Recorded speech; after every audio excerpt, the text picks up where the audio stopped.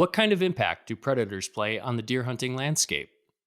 Can trapping be a viable option for controlling predation? Our guest today will shed some light on those questions and more. The Rack Factor Podcast is next. Welcome to the Rack Factor Podcast, where we discuss the factors that lead to bigger bucks and a healthier deer herd. The Rack Factor Podcast is presented by Rack Fuel Premium Deer Nutrition. From premium deer mineral to deer feed, premium food plot seed to deer attractant, Rack Fuel products maximize the health and potential of your deer herd year-round. Visit rackfuel.com and fuel your herd. Our guest today is a big buck killer. She has harvested several trophy class whitetails and is co-host of the TV show Own the Season. Michelle Helin joins us on the Rack Factor podcast. And Michelle, we are super excited to talk to you today about predators and the critters that you've decided to take up pursuing. Yeah. Hi, guys. It's nice to be with you today. So before we get started talking about predation and the predation factor and how it plays a role in deer management, why don't you tell us about how deer hunting became part of your life? Sure. So I grew up in a hunting family.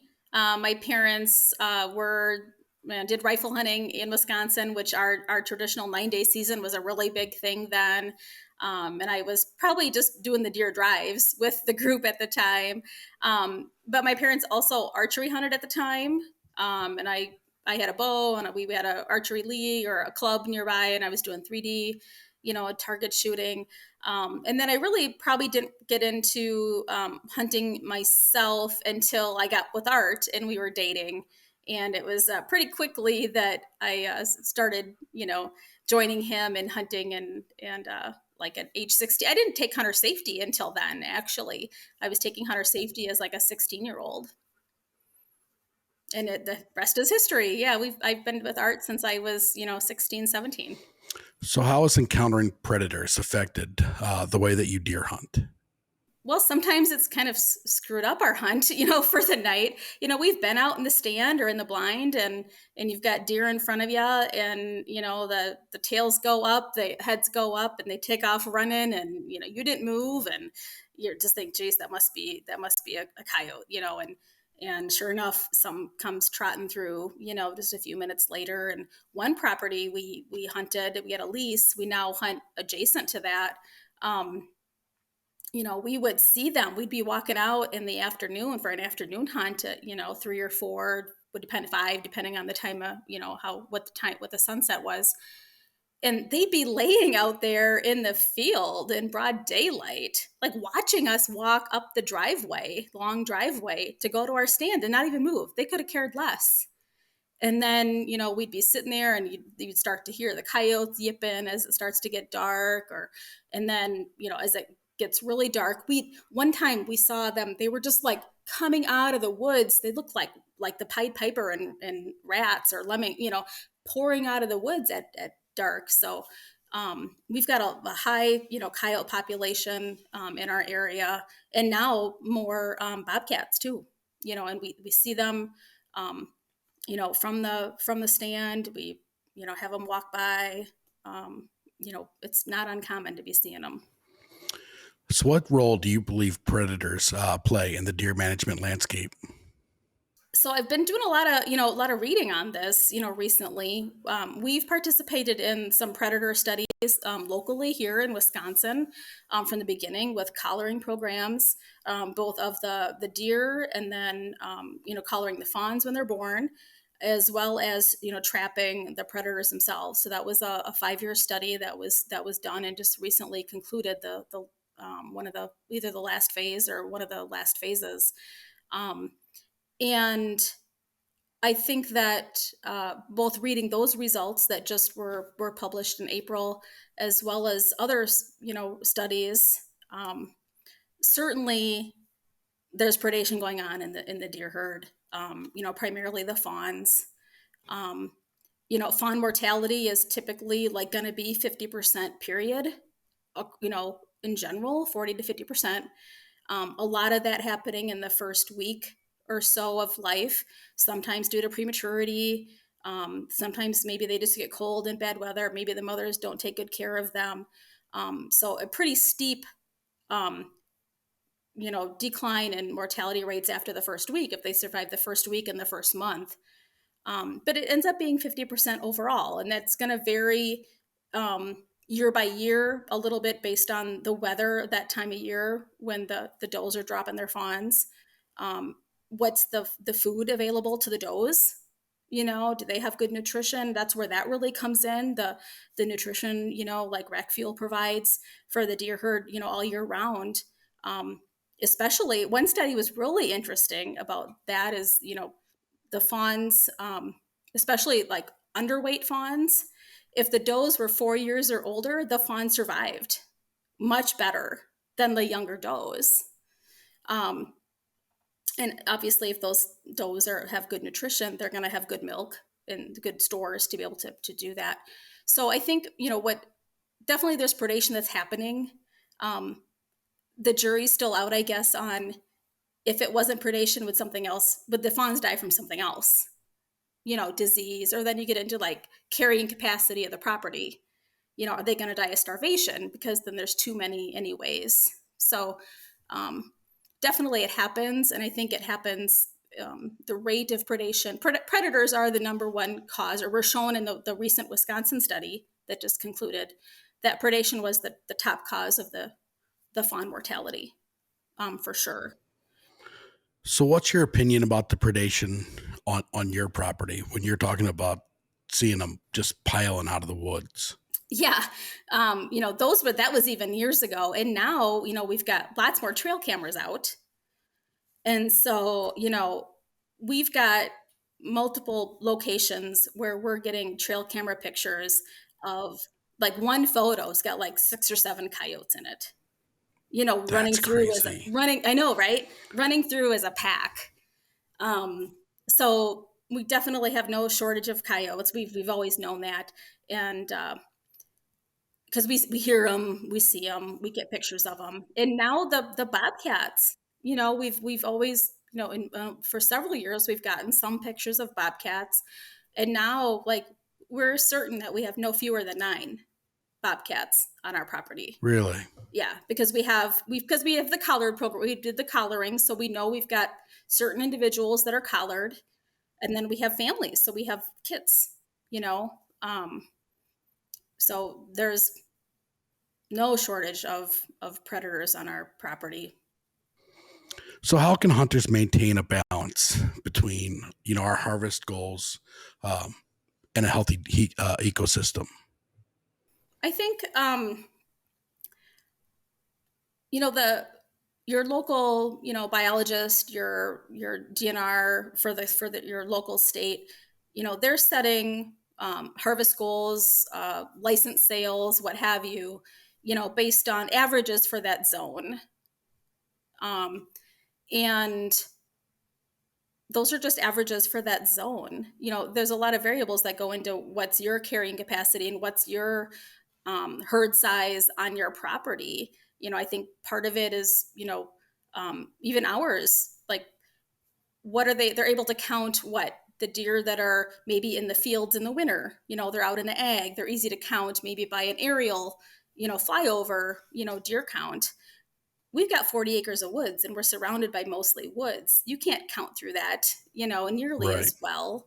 So I think each like landowner needs to, look at what goals that your DNR is setting, and then what am I seeing when I'm sitting in the woods? And we sit, especially archery hunting, we spend a lot of time in the tree, and what you're seeing, what you see when you're out and you're taking care of your habitat.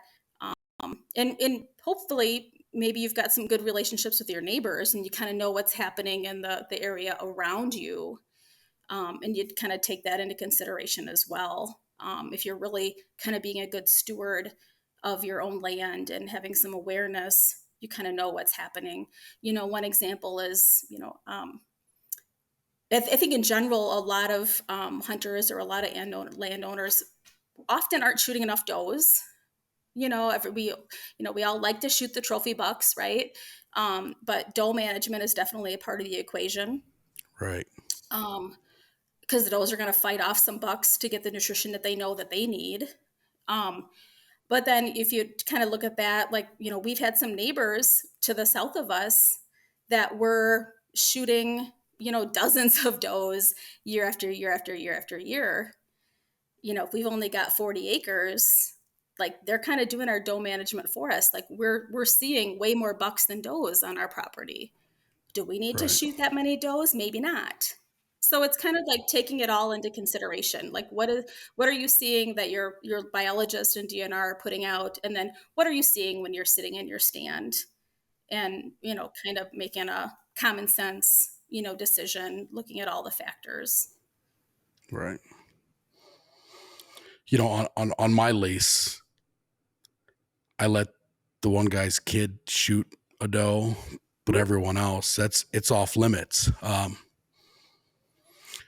Basically because, before I didn't have a problem. If guys wanted to shoot a doe, go ahead. But, we have a CWD area by our spot. And Mhm. it's crazy what they want you to shoot. I mean, they're basically almost trying to get you to eliminate those deer. And they're just giving tags, just giving doe tags, shoot them all. Yeah. So, I'm like, look, if we keep ours, those bucks have to come looking at some point. There has to be some does. So Mhm. we completely changed that just based off of what the DNR rules were, because that not everything that they decide is going to be perfect. So it's hard to It just is. make that decision based off of their opinion. Like you said, you have to see what you're seeing and try to use all the factors together to make the right decisions. Yeah, when we're in a CWD zone, also, we're not in like the hottest original zone in Wisconsin, but we're not too far from it, and so we've been in that too. And same thing, we kind of take the larger approach, like what's happening around us, what are our neighbors shooting, and things like that. And go. I mean, we had the Ernebuck, we did have some Ernebuck years. And funny, like, when those Ernebuck years were really happening, like I hadn't shot a lot of big deer, and I had to let like what would have been, nice deer for me, like maybe just Pope and Young kind of stuff, or at 18 or 20 yards broadside, slightly quartering away and feeding. I mean, I just did let them go because the does were like 100 yards away or I wasn't seeing them. Right. We were seeing bucks and not does, and I went, the years without shooting anything. Right. So yeah, I think it's, taking what they're wanting and applying kind of a common sense, what's it look like around me and my neighbors? What am I seeing here in this, whether you say, 500 acre patch or, whatever it is, like your little you know, micro environment or what have you. Right. So have you filmed any predator hunting as part of the TV show? I don't know if we have. I think, the predator hunting, is often like nighttime stuff. Right. Um, and Art, to be honest, like the times that, Art's gone or we've gone together, like we haven't been that successful about calling anything in necessarily. Um, and so I'm trying to think like maybe if there's been some incidental, I know that I was filming a buck that he shot and he shot a doe or a coyote earlier that same evening. Whether or not I got that on film, I don't remember. That was years ago on that lease I spoke about earlier. So I think it's the nighttime portion of it, and then getting good lighting and footage because you're quick got to turn on the lights or whatever, and challenges with that. So probably not quite so much yet. What about other species, maybe out west, Michelle, where you go on a cat hunt or, um, I mean, there's a lot of hog hunting. Do you guys take part in that as part of the show? Yeah, we have not so much the hog hunting like on the show yet. I mean, that's like before we had the show, there was some hog hunting that happened. And definitely as a they were more of a nuisance, animal in the golf courses and like things like that, that Art, took part in. I haven't yet, done a hog hunt myself. But we've done mountain lion hunting, out in Wyoming. We did film it. Interestingly, we were asked not to show the footage until more recently, because, like maybe like sacred fishing spots, the other guides or outfitters for the mountain lion hunts can identify the location based on the silhouettes of the trees and the horizon. Like, we look at it, we're like, oh, it's a pine tree, or it's like a group of 3 pine trees, and it's all mountains. It all looks the same to us, like flatlanders from out here. But there's, our friend who took us, she's like, oh no, you'd be surprised. Like, people will know exactly where this is. And so, out of consideration and respect for her, we filmed it, but we didn't share it until more recently. Wow, that's kind of crazy. So Yeah. now you've kind of entered into a different realm of predator management. You actually started trapping this past season. What made you decide to get into trapping?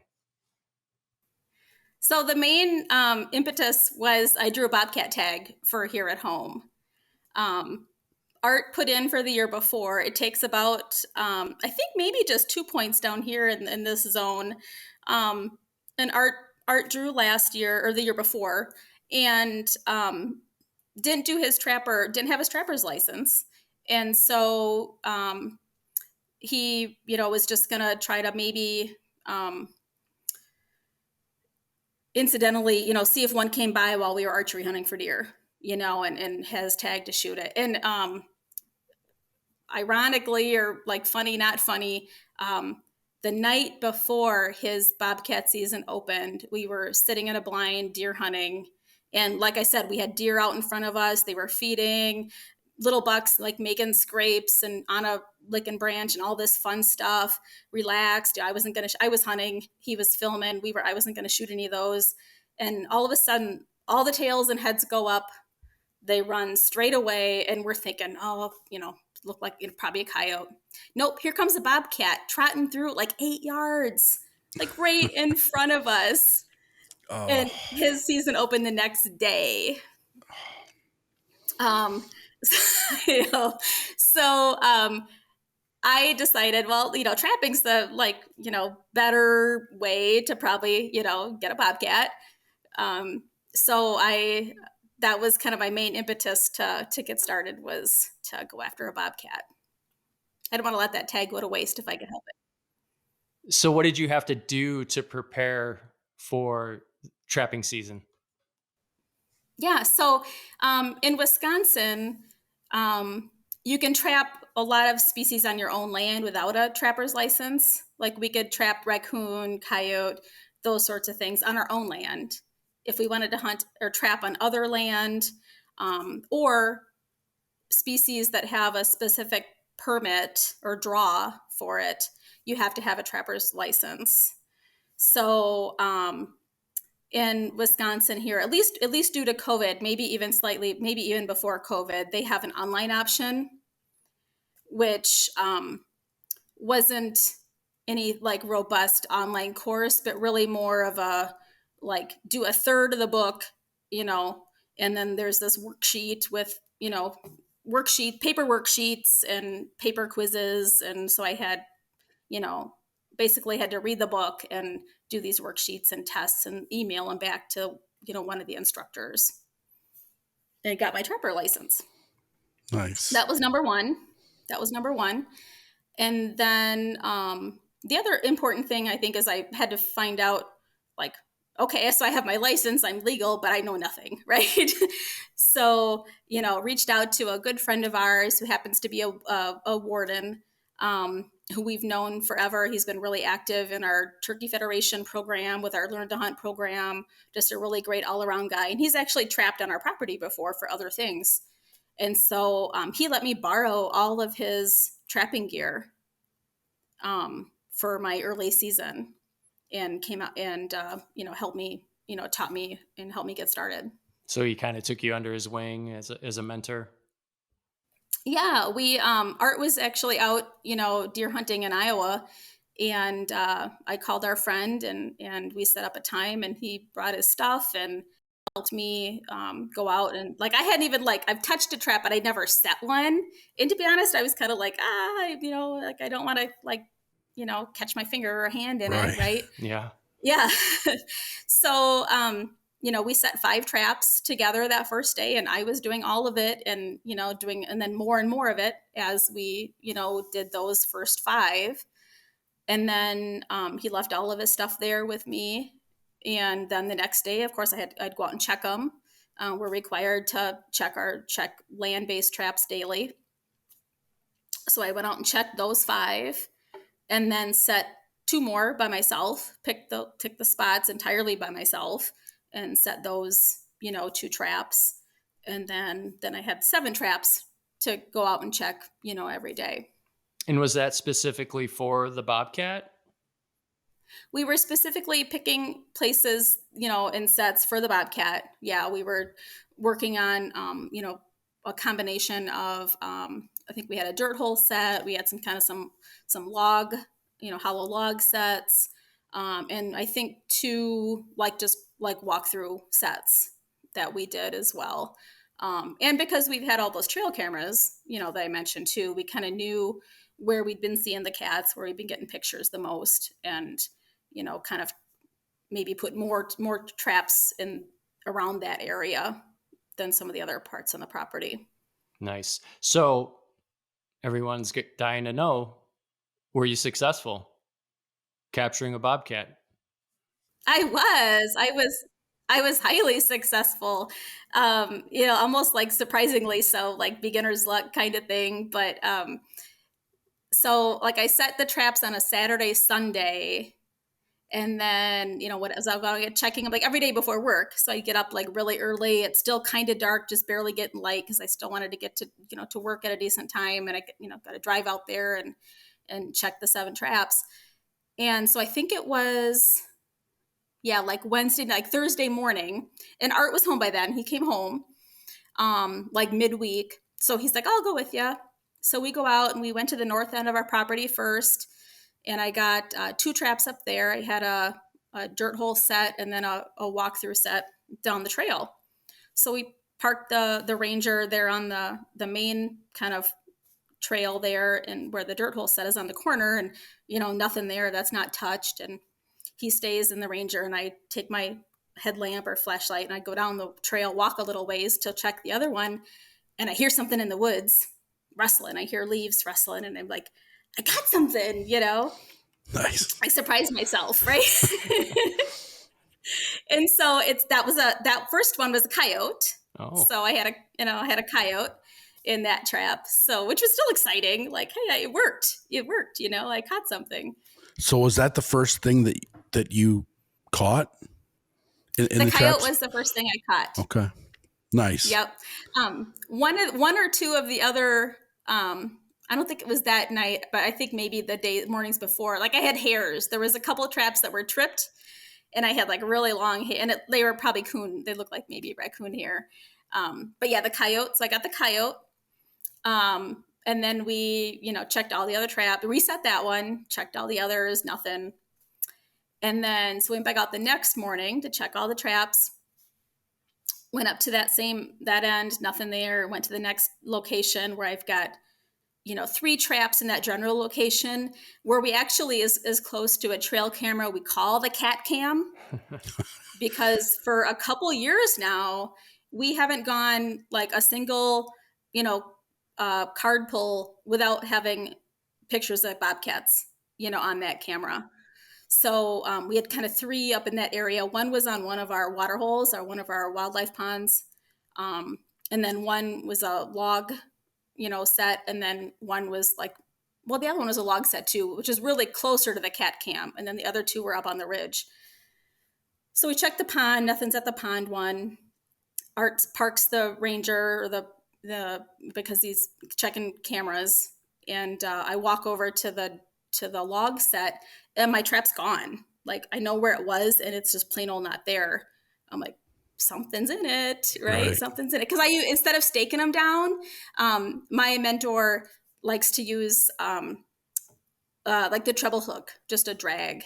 And when you're trapping in heavily wooded areas, that's really effective because it's going to grab on any underbrush or trees or saplings, and they're not going to go anywhere. And the other benefit of using those when you can is it's not screwing up the location where you want to put the trap. So if you get something that's an incidental catch, or you're trying to catch a lot of coyotes, it doesn't ruin the location Okay. because they're doing their spinning or they're digging and stuff away from your spot where you had your trap. So my trap's gone. I'm like, ooh, something's in it. But my headlight, what I had for a light just wasn't bright enough, and I could see eyes in the woods, but I couldn't see what. And then Art like lit the big old spotlight, and he says, "You got yourself a cat." Oh Nice. my gosh, you got a cat. Yeah. So I got the cat. That was, on, what day, night 5, night 5.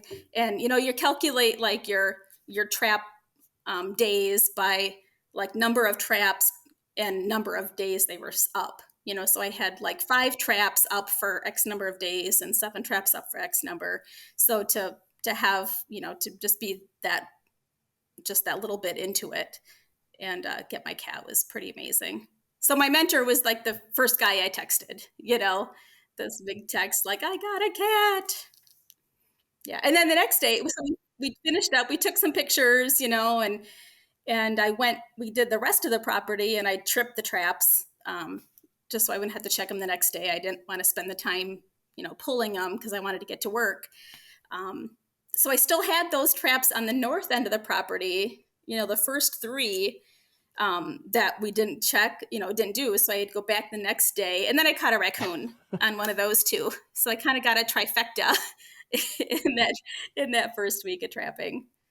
The trapping hat trick. That's awesome. Yeah, right. So, what time of year was this that you were doing this last fall? That would have been end of October, first part of November. And you said you caught the bobcat. Was it a male or female? It was a male. Okay. You caught him on a log set Mhm. with a Yep. you called it a drag. Was that what you called it? Right. So instead of staking, so it's my friend that helped me, he uses a lot of the MB550s is what he likes for his traps. So that's what he had, and that's what all the traps were that I set. And then instead of staking them to the ground so they don't run away with them entirely, he uses just a drag. Yep. Got it. Okay. And then the coyote that you caught in the trap, was that a male or a female? That was a male. That was a young male. Mm-hmm. Okay. And what kind of set was that? You mentioned a walkthrough set, you mentioned a dirt hole set, and then you mentioned the log set. What kind did you catch the coyote in? That was just the walkthrough. Okay. That was just a trail where it looked like, a nice little trail. And then we kind of, drug a small downed log or tree branch kind of over to kind of make a better, even like little funnel to make a really attractive looking spot that things would go through versus, and also like hung like an attractant, like a ribbon, or you can even do like a CD or something kind of shiny that kind of catches their eye, which is because I was targeting cats. I wasn't targeting, targeting the coyote. So, cats are curious creatures too. So some visual, stimulation to kind of get their curiosity is helpful in those types of sets. That's really cool. So what's your opinion about the ethics of trapping and predator management? I learned so much taking that course.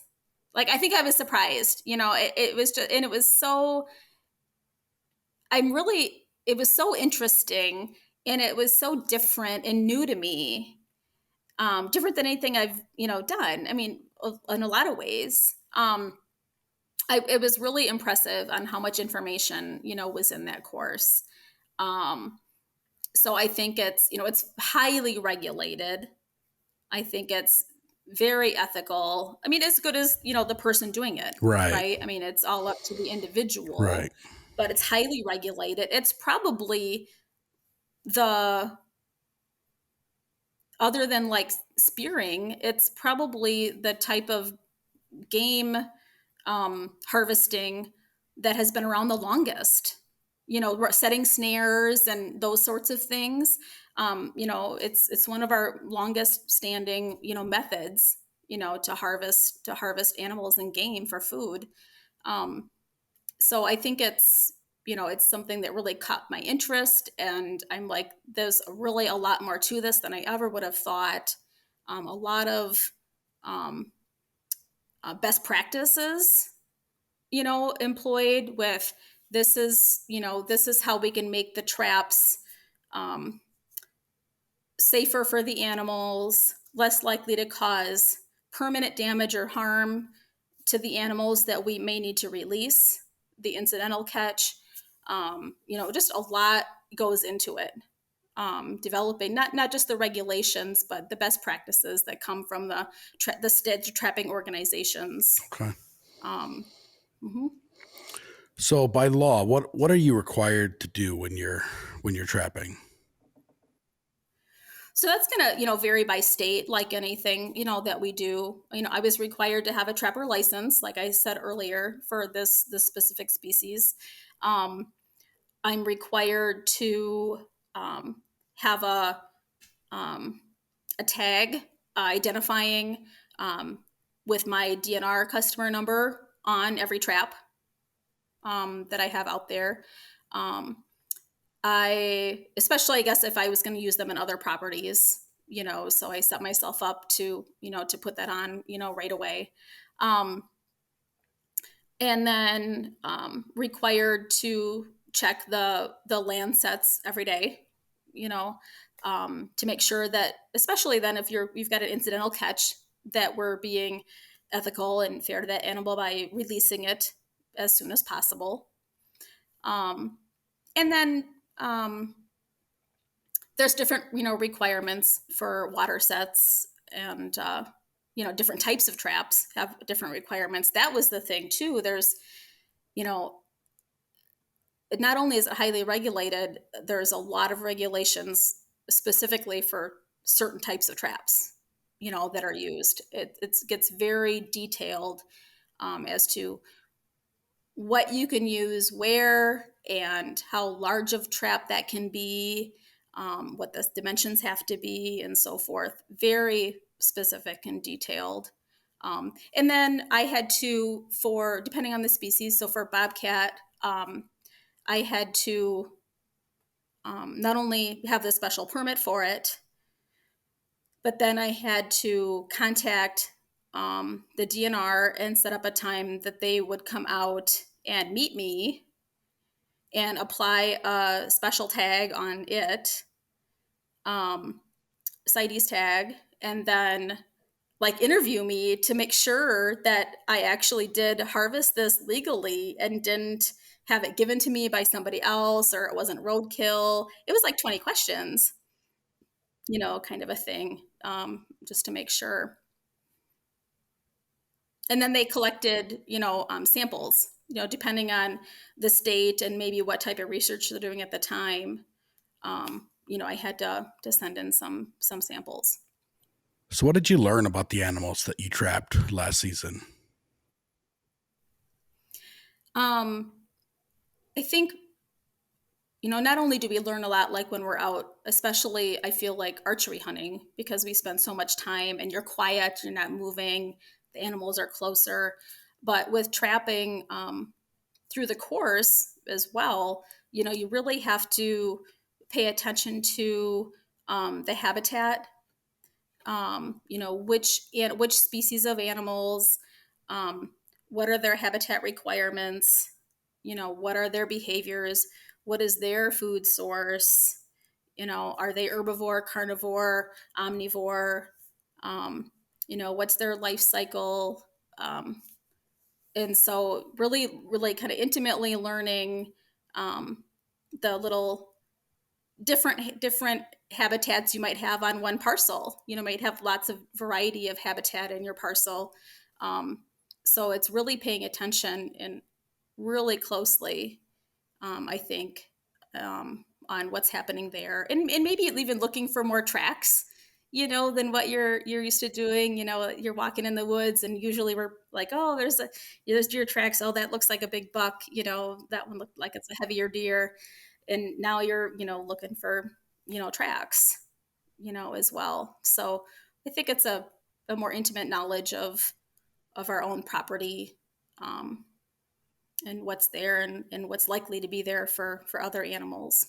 Michelle, you mentioned incidentals, getting animals in the trap that you may not necessarily be targeting. What kind of animals would you consider an incidental trap?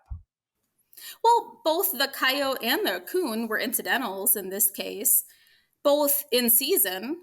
So I was able to keep them and harvest them, but they were incidentals even, in this case. You could incidentally, catch a fox. You could incidentally catch, um, anything else that was out of season. You could incidentally catch uh, a stray dog or cat, Sure. you know.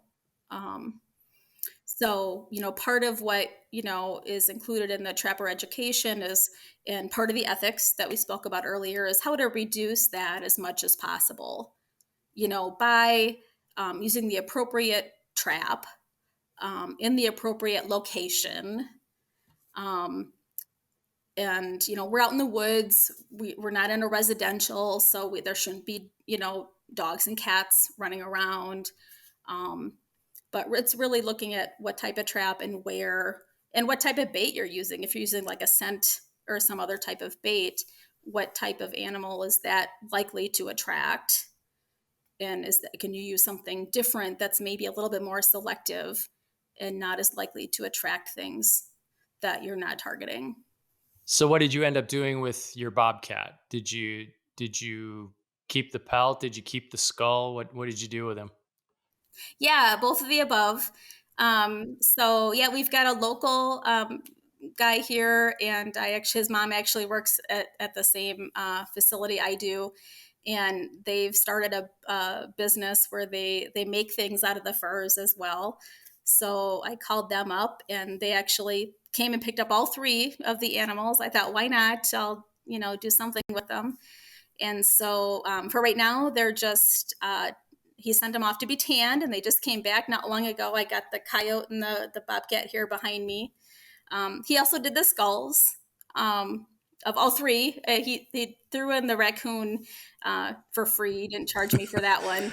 But yeah, I got all three skulls, as well as the hides. They're just tubed out and tanned.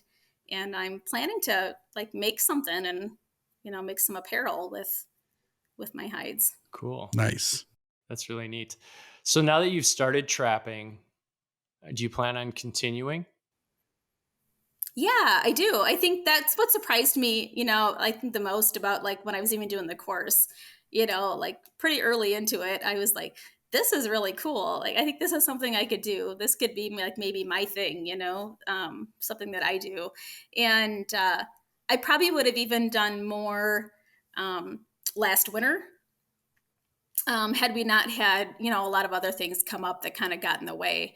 In fact, Art even he was at passing through, probably coming back from hunting Iowa, and he goes past Cabela's down there on the way to and from, and he went to Cabela's and bought a like predator set, like a predator, because like I said, I borrowed all those traps, so it kind of starting from scratch. So he bought this predator kit, predator trapping set. He's in the aisle looking at it, and this older man, this senior citizen, and I think maybe he had his son with him. It was a couple of generations, and he looks at Art and says, "Oh, you doing some trapping?" And Art said, "Nope, my wife's the trapper." Nice. So I got some traps. I mean, it can take potentially a lot of traps, but however much you have time to check every day.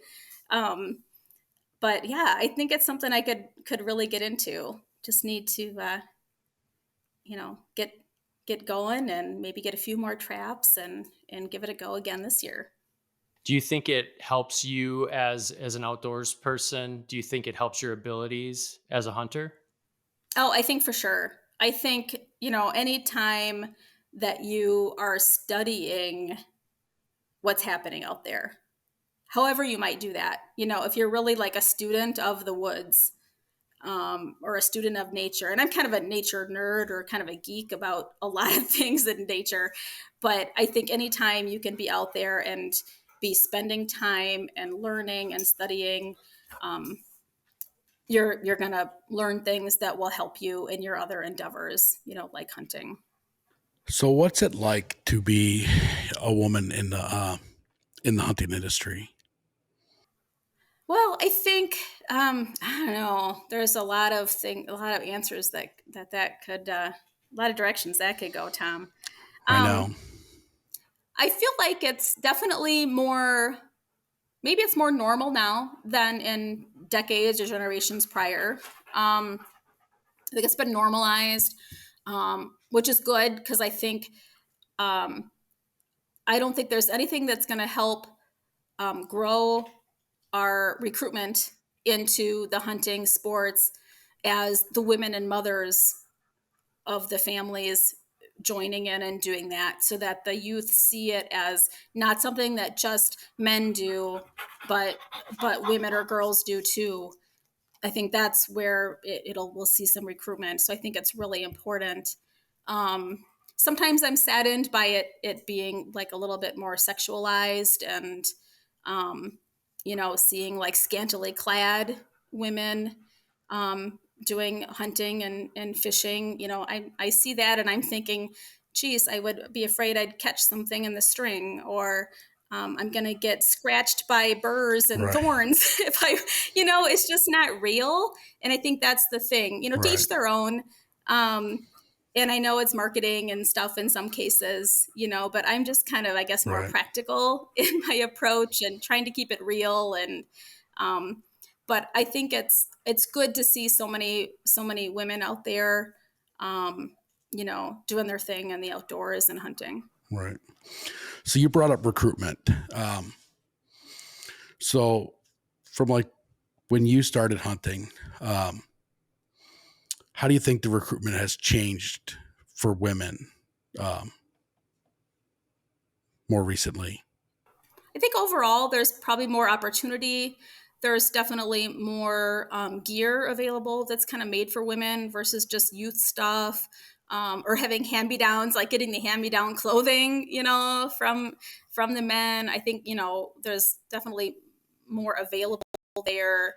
Um, I think families are just so busy right now, chasing kids with sports year round and traveling leagues and all this competitive sports at young ages is really keeping a lot of parents of both the dads and the moms and people very busy and running. So I think maybe that's, maybe more concerning really for as a recruitment standpoint. Um, but I think it's important that we continue to work to recruit women. I think the other area where the conservation organizations and people need to work on recruiting is probably minorities. The trends, the population trends are shifting to be urban. A lot of urban growth and minority and growth in the minority, non-Caucasian populations. So I think a lot of recruitment efforts need to be kind of focused in those areas, where maybe access to hunting is more limited, and mentors and seeing that as a normal way of life is a little bit different than in our more kind of rural, areas of the country. So I think that's where maybe some work needs to be done yet. Yeah, I think you bring up a good point there, Michelle, about just, I guess, us as hunters that have been doing it. Maybe it's time for us to take a look at that and maybe step outside of our comfort zone and take somebody under our wing. Are there any other areas that you think we could improve at to just to? I think is women as hunters is probably the fastest growing demographic in hunting, but overall our numbers are have steadily declined, over the years. And I think you touched on a few of those reasons why. But what do you think we can do, as men, as women, to maybe get the trend moving in the in the other direction? Yeah, I think I've been thinking a lot about this too. As it really being, in some cases an access issue, and just a different, like, people don't know, right? It's just a different way that if you're born and raised in a metropolitan, very urban area, and you're not exposed to anything else, you just don't even know what's out there. But yet, that's our voting population, right? If that's where our growth is and population growth, you look at like who's voting for our conservation laws and our voting rights and our gun rights, is all the population. So we want to make sure that we're reaching out and educating folks, including those urban areas. Some programs that have been successful are things that speak to maybe like the field to table, like looking at hunting as a food source, as an organic, maybe not quite organic because we might have chemicals on the corn they're eating or what have you, but a little bit a way of feeding your family, whether you're looking to do that sustainably and feeding your family, whether maybe, food's very expensive. And if you can, acquire some wild game in your diet, that might be a way to augment your grocery bill, so I think that's, kind of one approach. Um, and yeah, I think any learn to hunt programs, learn to fish programs, like those sorts of things, getting involved in those, or even just like you said, taking somebody under your wing. I know in Wisconsin, there was a way you can like sign up to be a mentor. Like, I don't know, like I haven't been contacted yet. I don't know like how that program works, but we've been really active. We started our Learn to Turkey Hunt program, and there's, learn to everything programs. There's learn to pheasant hunt, learn to deer hunt. There's all of those programs, are all, highly effective at recruiting people of all ages, and girls and boys and men and women. I think all of those continue to be very important. And anytime like I see somebody who's, you know, uh, say turkey hunting, even for example, where you've got, maybe multiple tags you can get if you have leftover permits. And I see one person who's, shot 12 or 13 turkeys in one spring.